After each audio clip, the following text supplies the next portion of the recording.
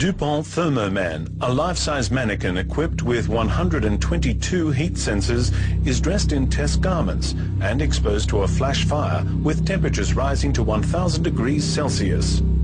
The sensors record the temperature rise on the surface of the mannequin, while a computer calculates the predicted percentage of second and third degree burns a person might suffer under similar conditions.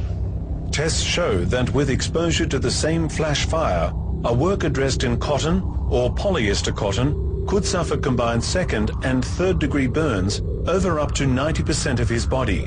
while for a worker protected by Nomex, the potential injury level could be contained to less than half, resulting in a lower degree of burn injury over a smaller body area, and thus substantially increasing his chances of survival and reducing recovery.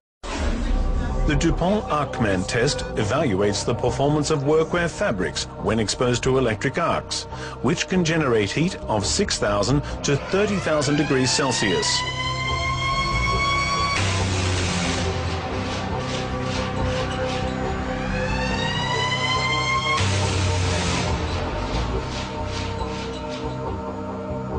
It measures the ability of a fabric to provide a thermal barrier between the arc blast and the skin and resist ignition and break open.